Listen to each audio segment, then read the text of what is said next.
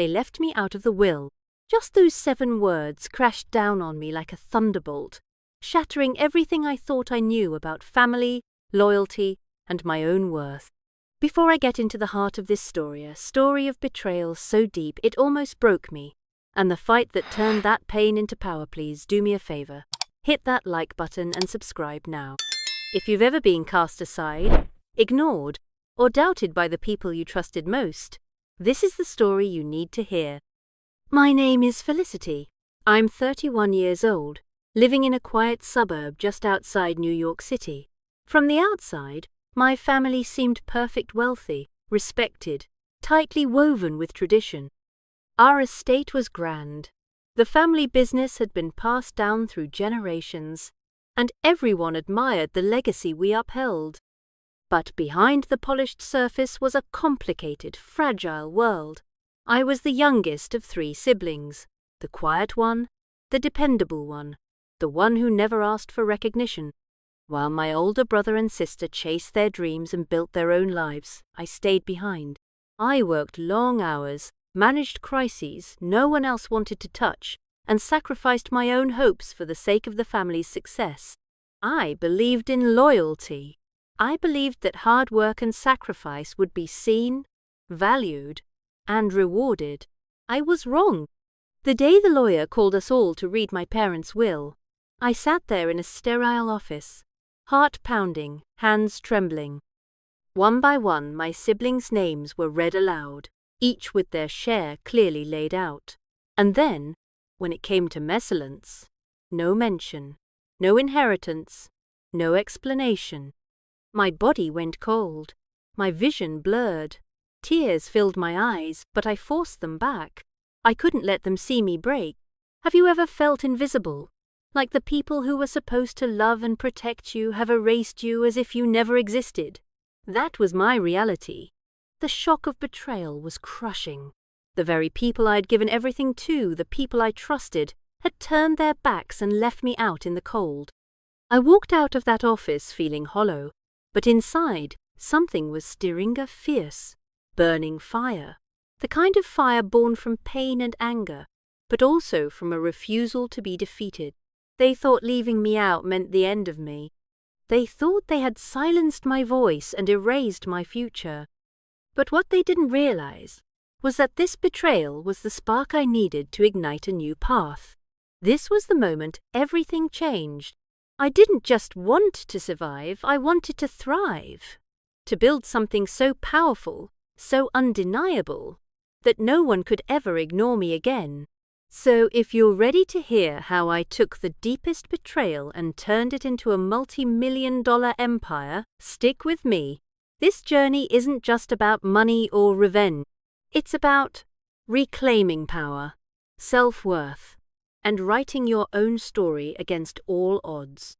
What happened next? Nobody saw it coming. This is just the beginning. They left me out of the will. Those words echoed in my mind like a relentless drumbeat, refusing to let me forget the moment my family chose to erase me, not just from their inheritance, but from their lives. The sting of betrayal was far more than financial. It was a wound to my very soul. The people I had trusted most had turned their backs, leaving me to face a future stripped of security, respect, and love. I remember walking out of the lawyer's office that day feeling hollow, as if the ground beneath me had crumbled. Outside, the bright sunlight felt harsh and unforgiving. I wanted to scream, to shout, to demand answers, but my voice was swallowed by the shock and disbelief coursing through me. In the days that followed, the betrayal revealed itself in every interaction. Friends who once greeted me warmly now offered cold nods or avoided eye contact altogether. Invitations to dinners and family events vanished like smoke.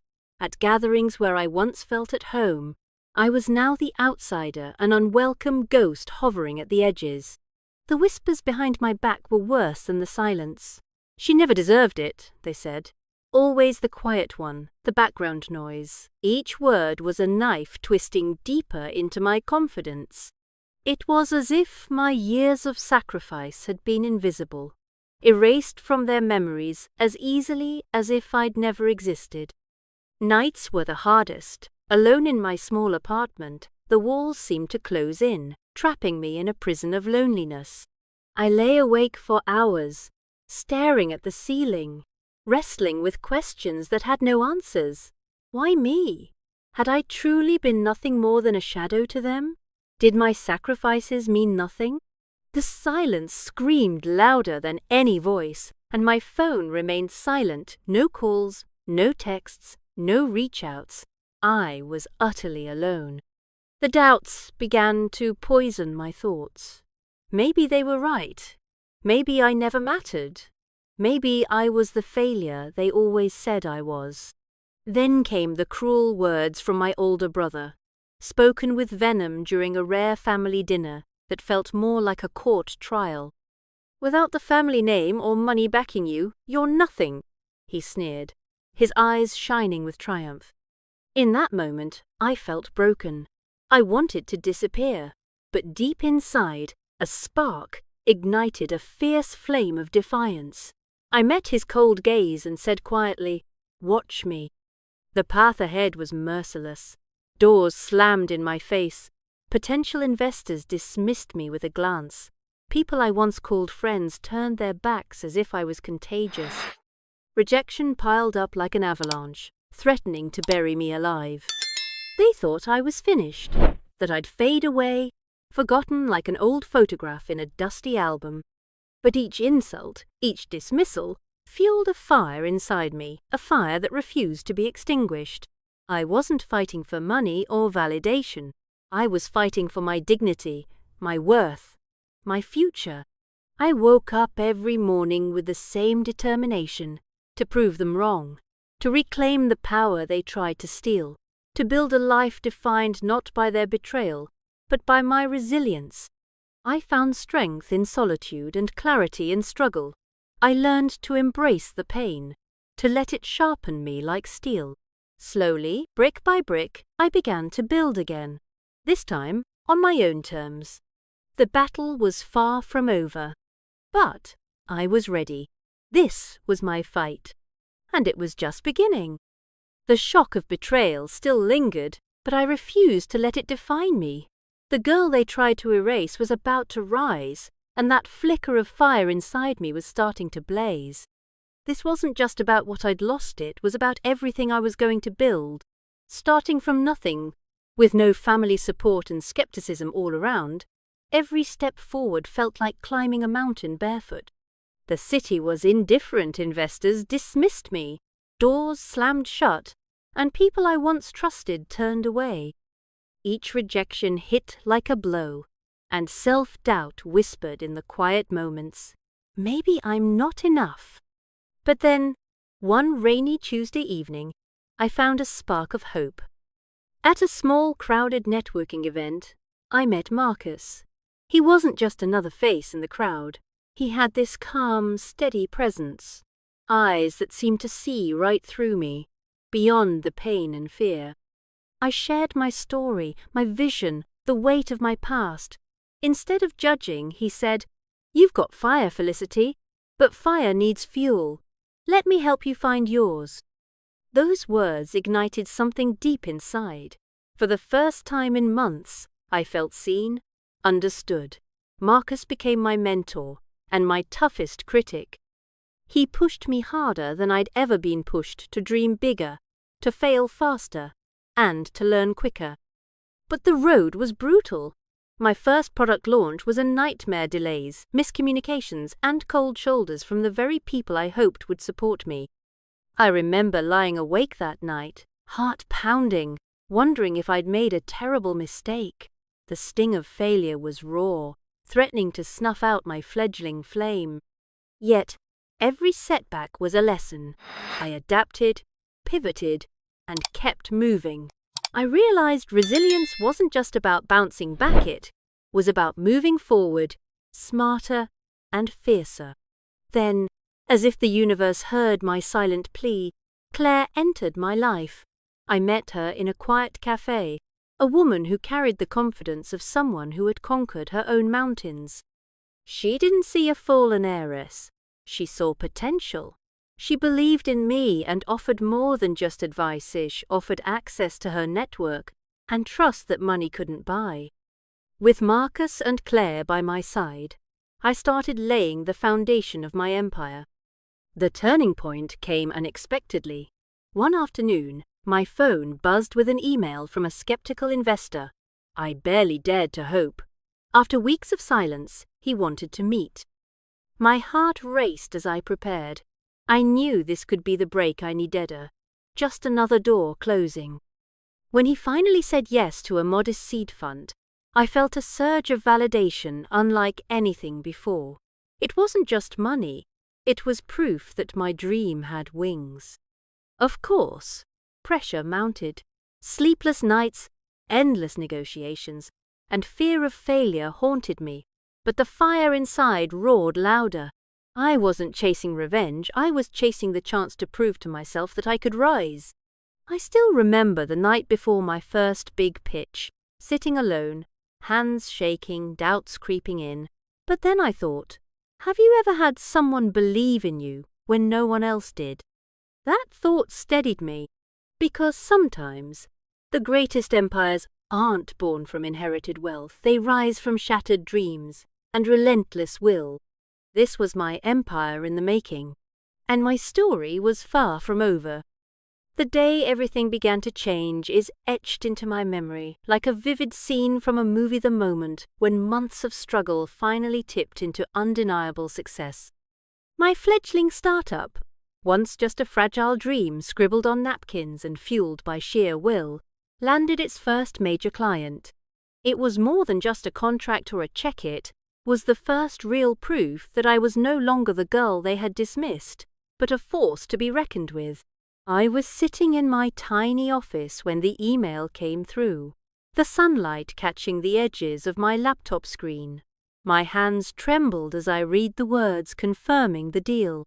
For the first time in what felt like forever, hope surged inside me like a tidal wave, sweeping away the lingering doubts and fears. Word travelled fast. The whispers and sideways glances that once cut me down now turned into murmurs of curiosity and awe. The family who had so blatantly excluded me from their legacy couldn't ignore the growing buzz around my name. I wasn't just Felicity anymore, the forgotten daughter. I was the woman building an empire out of the ashes they left behind. And then, without warning, she appeared. Rachel, the sister who had sneered at me during that fateful family dinner, who had loudly declared I'd never make it without their name or money. The one who had laughed when I walked away, who had whispered poison behind my back. Her eyes widened the moment she saw me. No trace of the condescending smirk I remembered, only shock and something almost like fear. She was confronted by the woman who had risen, who had rebuilt and reclaimed her power. Rachel approached slowly, like a cat wary of a cornered opponent. Her smile was tight, forced, and her voice barely steady as she said, "Felicity, I didn't expect to see you here. You've really done it." I met her gaze head-on, a slow, knowing smile playing at the corners of my lips. "Here I am," I said softly, my voice calm but loaded with unshakable confidence. "And this is only the beginning." Her eyes flicked away, trying to hide the storm of emotions inside: envy, regret, disbelief. I leaned in slightly, lowering my voice, just enough so she could hear the subtle edge in my tone. "You know, it's funny how people like to write your story for you, how they think you'll crumble, fade into nothing. But look who's standing." Rachel's face flushed, but she didn't interrupt. She knew what was coming. "You told me I was nothing," I continued, voice steady but sharp as a blade. "That I'd be crawling back, begging for scraps. Yet here I stand on my own terms, with my own empire. And now, you're the one asking for help." Her jaw tightened, eyes narrowing as if to argue, but I cut her off with a small shake of my head. "I'm not interested in apologies. I'm interested in respect," I said firmly. "If you want in, you better come prepared to work. Because I don't do favors, I do business. Rachel swallowed hard, nodding slowly, the weight of her past arrogance sinking in. I understand, she whispered. For a moment, the room held its breath. Two sisters, once divided by betrayal and bitterness, standing face to face in a fragile truce. Then, without another word, I turned and walked away, my steps steady, filled with purpose. Behind me, I could feel her eyes burning into my back, but I didn't look back. That day wasn't about revenge. It was my victory, quiet, commanding, and complete. As I stepped out into the sunlight, the city buzzing with possibilities, I felt something I hadn't in years: peace. I had faced my past and come out not just unbroken, but stronger than ever. The years of struggle, sleepless nights, and relentless determination had finally paid off. I was no longer the forgotten daughter, the overlooked shadow in my family's story. Today, I stood tall as the founder of a thriving empire worth millions, built on grit, vision, and unyielding will. The first time I stepped into my penthouse office, the city skyline sprawling beneath me, I felt the weight of every sacrifice settle on my shoulders. This wasn't just a space, it was proof. Proof that I had taken control of my own story and rewritten it on my terms. I walked through the halls, greeting my team-talented, passionate people who believed not only in the business, but in the vision behind it. Each project we completed, every deal we closed, was a testament to what relentless dedication could achieve. Success was more than numbers and awards. It was respect, influence, the chance to build a legacy that no one could take away. But the past has a way of showing up when you least expect it. At a high-profile industry gala, amid the glitter and chatter, I saw them. The faces that once dismissed me, whispered behind my back, counted me out. Rachel was there too, her eyes wide with disbelief as they locked onto mine. The confident, composed woman standing before her was not the girl she had once mocked. Her hesitant approach, the shaky smile unknown of it, could mask the storm of emotions beneath. "Felicity," she said softly. "I never thought you'd come this far. I was wrong." I returned her gaze steadily, the soft curve of my lips carrying a quiet power. "We all make mistakes," I said. "What matters is what we do next." There was no venom in my voice, only strength. No need for bitterness. Just the unshakable truth that I was no longer defined by their judgment.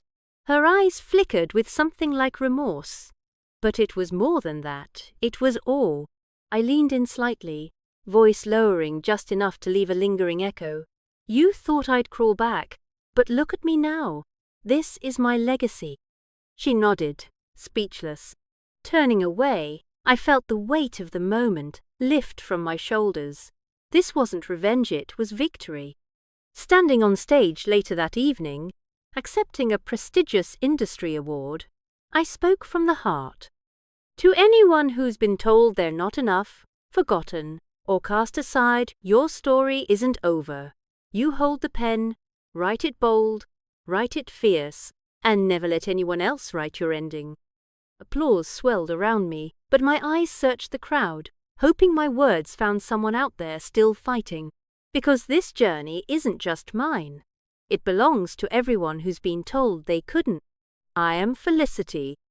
They wrote me off, laughed at me, but I am the legacy they never saw coming. As I stepped off the stage, the city lights shimmering behind me, I knew this was only the beginning. The fire inside me burned brighter than ever, and the story I was writing was far from finished.